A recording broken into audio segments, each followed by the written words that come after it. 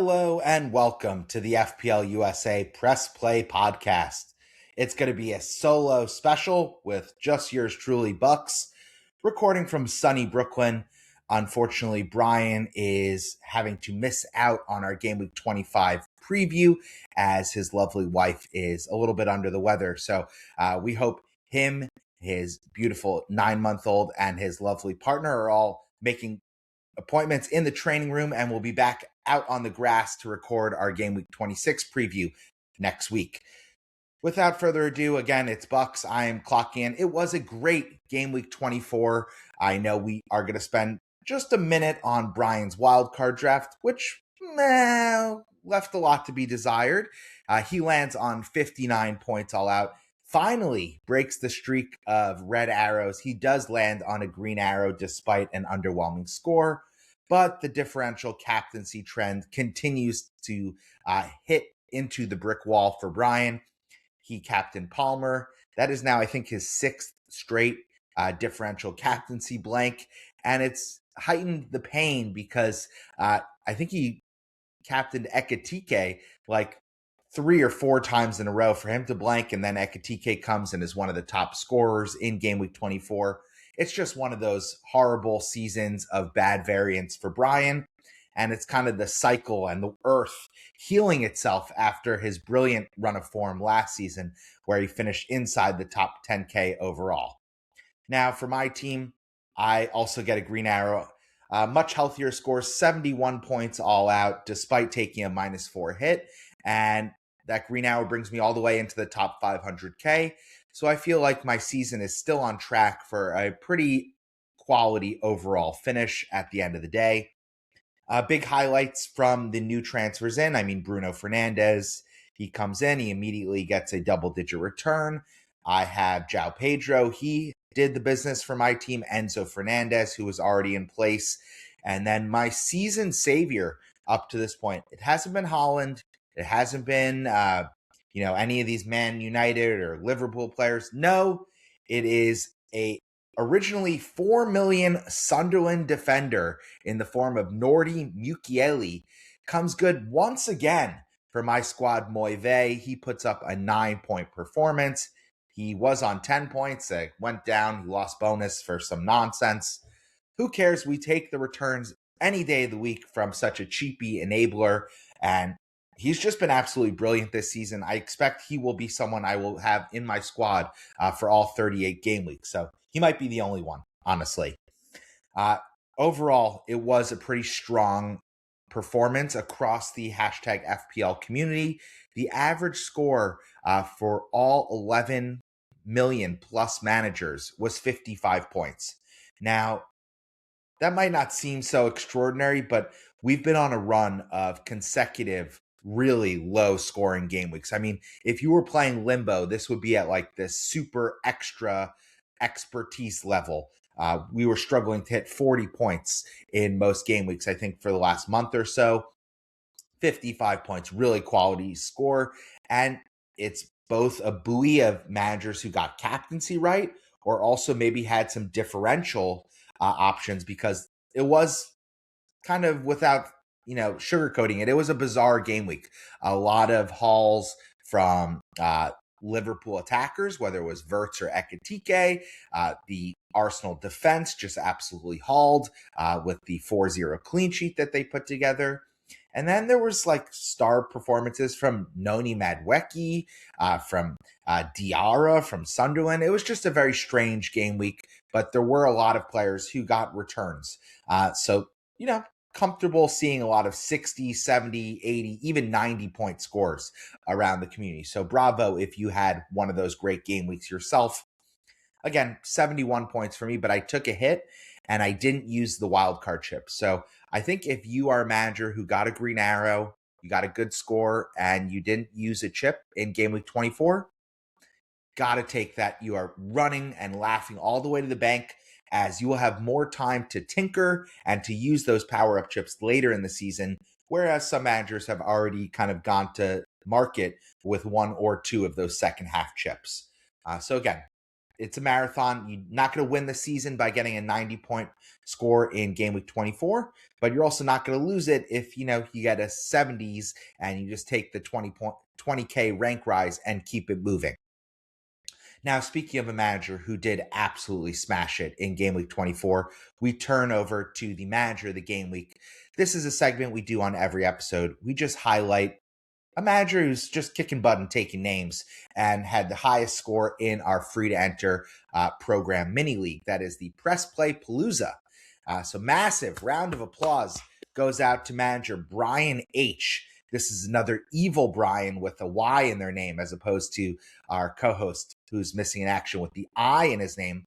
But this Brian might actually be good at FPL. So, same, but different.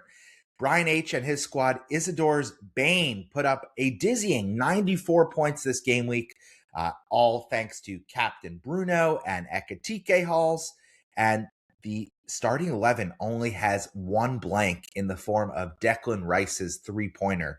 So we'll have this squad on the screen, and you'll be able to see how they were able to jump all the way from inside the top 200K to touching the top 50K in just one game week. So big moves to Brian and a massive 94-point performance. Game week rank was almost inside the top 10K overall. So you really smashed it when you're doing this good in one game week. And just a lot of returns. You look at it, you get the Senesi points, double Arsenal defense, Mukiele, my guy. He gets Enzo, Semenyo, Bruno, Anderson, Ekatike, and even Holland decided to get a return for Isidore's Bane this game week. So bravo to you, Brian, and way to keep smashing it. And our mini league is getting very competitive right as the lead up to the cup is getting started. So make sure to keep setting your team and keep competing with us as we look to give out some prizes in the form of free kits to our top 3 overall winners, and to the winners of the cup, we will also be giving special prizes out. Let's take a little pause in the action. I do want to talk about the winter transfer window closing and certain things that we have learned, specifically around a double and blank game weeks that are now confirmed ahead of the game week 25 preview.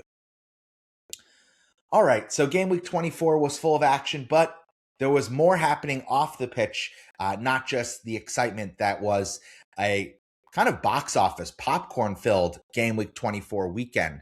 So specifically, let's focus on the league leaders. That's Arsenal FC. It was a brilliant weekend in the Premier League for them. They dispatched Leeds pretty easily, 4-0. Again, get the 3 points. No major injuries once the match started, even though Saka had to go off injured. And you just get to watch at home as Manchester City and Aston Villa drop points. So listen, steady sailing. But even more happened after this match, because Arsenal, of course, played against my team, Chelsea, in the second leg of the League Cup. And we knew the result and the winner of this would end up having a confirmed double game week in 26. Lo and behold, Arsenal were up 1-0. They get a very late goal. Didn't really impact the result whatsoever, but Arsenal win. So we know for sure in game week 26, they will have a double, playing away at Nottingham Forest and away at Wolves. Yum. I think this closes any debate on whether it makes sense to have 3 Arsenal or not. Yes, you need to have 3 Arsenal by the time game week 26 rolls around. And the real question is kind of who that third spot's going to be, because I feel like most managers will already have 2 Arsenal assets. Gabriel has clearly distinguished himself as head and shoulders above the rest. And if you're like me, you have Raya, or you have Timber, or maybe you have Rice, or maybe you already have the triple up in place. Anyway, I think game week 26 will be something that we'll be using transfers to start planning for this, as well as the blank game week in 31. So again, Arsenal will play twice in 26. So will their opponent, Wolves. Wolves will play twice as well. And then both of those teams, as well as the winner from the Manchester City and Newcastle match that's happening today, those 4 teams will end up blanking in 31. So again, now we know how we might be needing to plan our transfers for the next couple game weeks with this information. But on the pitch, there was tons of excitement. I mean, Everton had the late extra time equalizer to wipe out the Brighton clean sheet. I believe that was in like the 97th minute. Chelsea were come all the way back from 2 goals down against West Ham at home. They score 3 in the second half, and the game ends with a Royal Rumble on the touchline. That game had everything, and of course, Chelsea get the 3 points, which I loved immensely. Liverpool also, they went down 1-0 at home, storm all the way back, scoring 4 straight goals to best Newcastle. And if all that wasn't enough, Manchester United, they go up 2-0 and nearly blow it. It's 2-2, only to grab a very late winner against Fulham. So, and then, holy cow, I almost forgot about that Spurs match. Spurs looked like a team of beaten down bellends, honestly, in the first half. They looked like it could have been 4 or 5-0 to Man City based on that first half performance. Whatever that halftime talk is, whatever was in those peanut butter and jellies in the Spurs locker room clearly made a serious impact. They looked like by far the better side in the second half, and honestly were the team that looked closer to grabbing the winner as they storm all the way back behind Dominic Solanke for a 2-2 draw. So that wasn't nothing, but what if I also told you there was the winter transfer window that was open and only just closed as the Game Week 24 deadline was expiring? So biggest news, I think, is the late swoop by Liverpool for young French center back, mega talent, Jacquet. He's from Rennes. They get him for 70 million. He's going to stay at Rennes on loan for the rest of the season, and he's going to be joining in 2026, as well as that other young Italian talent, Leone. Liverpool clearly look like they are a man and quality short in defense. So this seems like, maybe it's desperate money, but Jacquet is known to be one of the brightest talents at the position. So I think this was a really important move and a statement of intent to get back to the top of the mountain for Liverpool and their leadership. And of course, it doesn't hurt that they beat out Chelsea and Manchester United for the kid's signature. Now, elsewhere around the league, I think still the biggest storyline of this winter transfer window has to be Manchester City's aggressive poaching of talent from other Premier League clubs. So they did their business a little bit earlier in the window. They weren't altogether too hot and bothered on deadline day. They brought in Semenyo from Bournemouth. We're already seeing the fruits of that transfer as he's come in. He's started all their Premier League matches. He's, I think, already had 3 goals since joining Man City. That looks like an excellent piece of business for them. And they got Mark Gahey 6 months before his contract was set to expire from Crystal Palace. The defense still looks like it's not just a Gahey short of becoming a sound unit at the moment. But, if the refs were actually doing their job like Mark Gahey was, maybe Man City would have actually won the tie against Spurs, and there would have been a foul given for Dominic Solanke, very clearly kicking through the back of Gahey's boot. Speaking of Spurs, they brought in Conor Gallagher, a London boy, returns home, but he's switching sides. He goes from the Chelsea academy system. He went to Atletico Madrid. He's now back in Spurs, and I expect we're going to see a lot of Conor Gallagher minutes at 5.5 million in the Spurs midfield. He instantly looked like he was a difference maker there, and he gets an assist on Solanke's beautiful scorpion kick goal. I think that's a great piece of business for 35 million. Another Spurs player in the news, Brennan Johnson. He's going to Crystal Palace. He's staying in London. And Crystal Palace, one of the teams of the deadline last week, they were set to have Mateta go to AC Milan. He fails the medical. And as part of that move, they bring in Strand Larson from Wolves on a big money move, 45 million.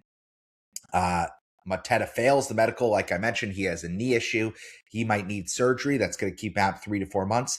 But they still go forward with the JSL signing. So I think that should be very interesting and a potential differential option. Maybe he's a spammer into the template at 6.1 million. He might have penalties and he might be the only fit true number 9 now at Crystal Palace. Couple other ones. Ortega departs Manchester City. He's now another goalkeeper that joins Nottingham Forest. I expect in a couple weeks he'll probably be the starter there. Everton bring in Tyreek George from Chelsea. It's a loan with an option to buy. This is, of course, a move to reinforce after Grealish was announced he's going to be out for the rest of the season. Last but not least, we have Oscar Bob. He's joining Fulham for $35 million. Interesting to see where he's going to fit into their attack, as that looks like actually one of the bright spots of that team at the moment.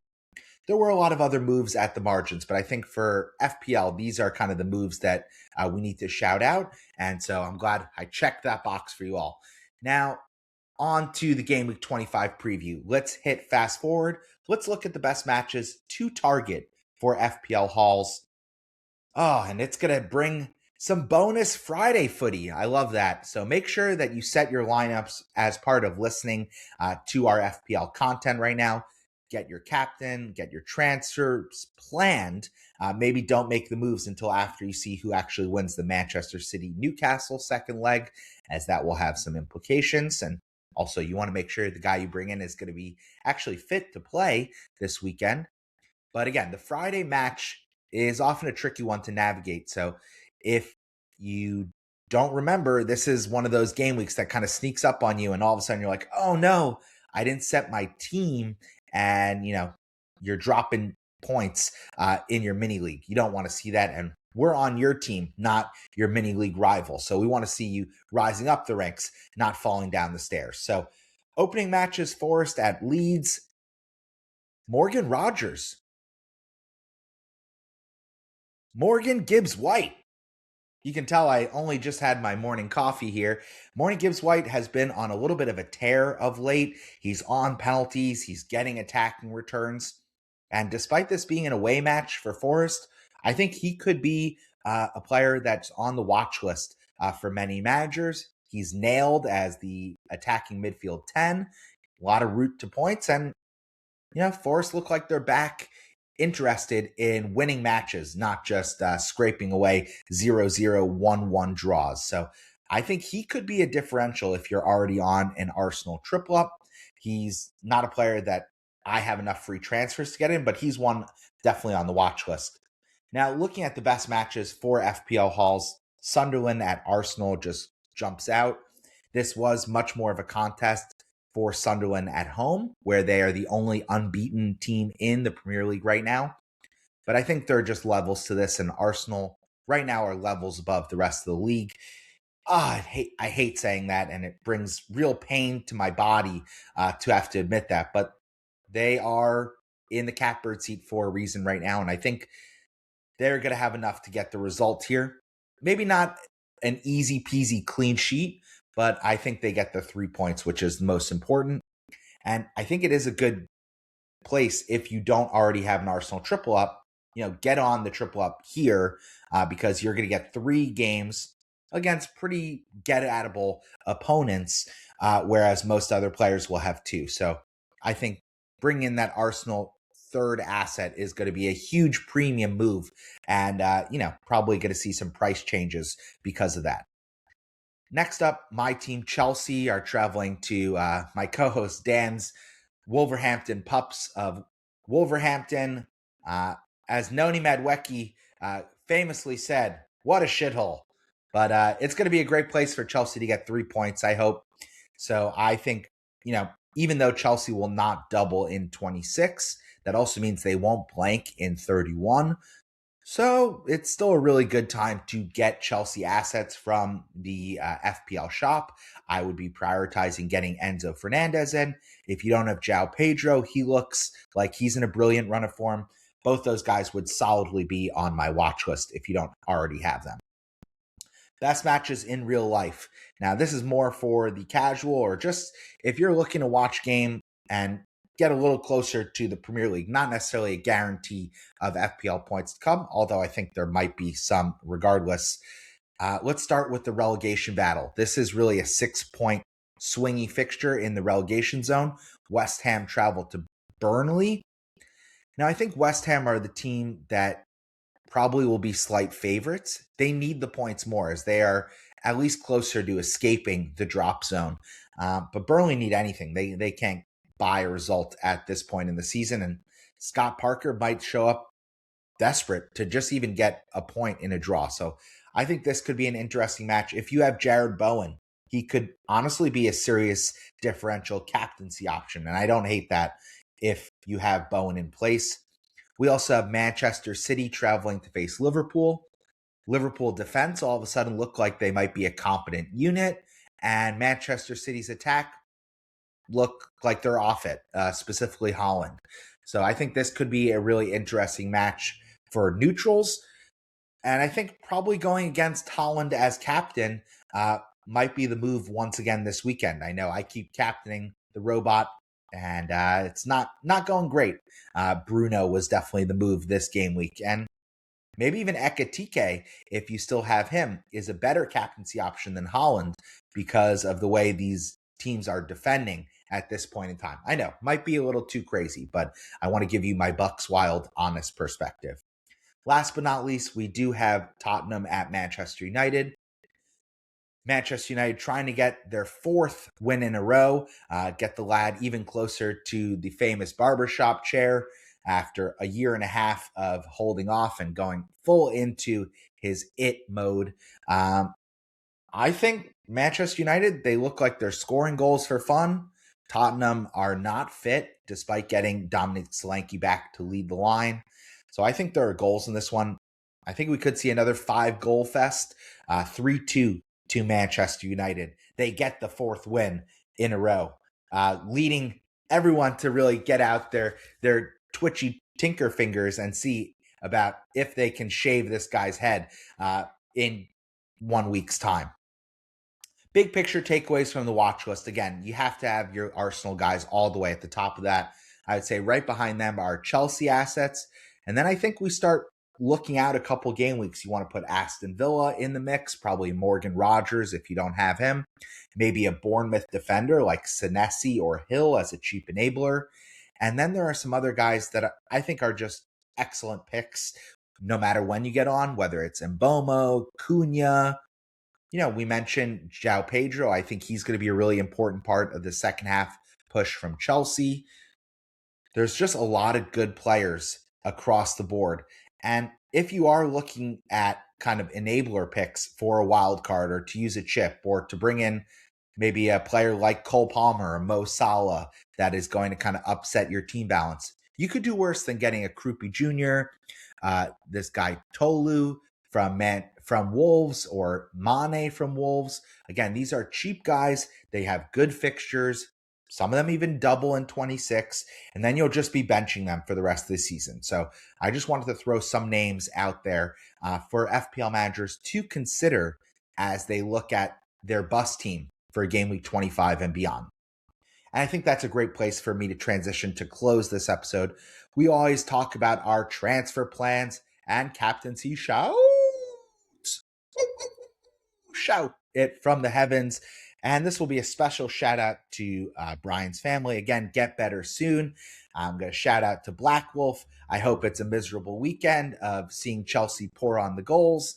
And I will be starting my Chelsea triple up in earnest without second thought. And when it comes to my transfer plans, I have one free transfer and 3.8 million in the bank. I'm just happy up here in my Monopoly money board, just, looking down at my fleet of houses and considering whether I'm going to buy a hotel or another FPL asset. But I think the FPL asset is more pressing for this conversation. I am looking at swapping Harry Wilson to Declan Rice. I think for my squad specifically, going triple Arsenal defense just doesn't make all that much sense. So I will go for Declan Rice, and I'll have him in place for Sunderland, and then I'll have him for double game week as well. I do rate going differential in that third position. So I feel like Timber or Raya, those are kind of boring picks. I don't hate the idea of going for like Noni, Gabriel, and Saliba. I don't hate the idea of going maybe Kai, Gabrielle and Rice. I mean, I feel like there are a lot of ways for you to get FPL points from this Arsenal team. And I think Kai Havertz, despite what he did, betraying the Chelsea Blue to go to Arsenal and celebrating from the outset every time he does something against us, he's a very good pick, and he fits really nicely into this Arsenal team, especially now that he's fit. He can play where Marino would play as kind of a super sub. He can start ahead of Gyökeres. He can start ahead of Martinelli. There's just a lot of ways for him to fit in and find FPL points. So Kai Havertz would definitely be one of the differential gems that I'm seeing for game week 25 and 26 specifically. He's not going to make it into my team just based on structure, but I will be going for Declan Rice as my third Arsenal player. And then captain this game week, I'm going to learn my lesson. I'm going to put the armband on Bruno Fernandes for his home match against Spurs. Again, even if captaincy doesn't come off good and Holland hauls, then I'll get to see hopefully two of my least favorite teams losing, which is Spurs and Liverpool. So basically, I can't lose in game week 25.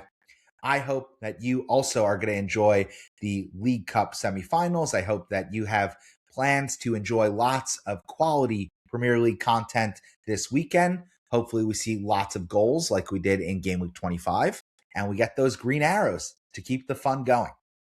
All right, with that, you know where to find me. I'm at FPL USA Bucks on socials. Please get into our DMs if you want us to rate your teams, or if you have any questions about any transfer moves you are planning. You can find our programming on Spotify, on YouTube, and across social media. We are FPL USA Press Play. Thanks for tuning in. Hope you have a brilliant rest of your week and do brilliantly in FPL in game week 25. Take care.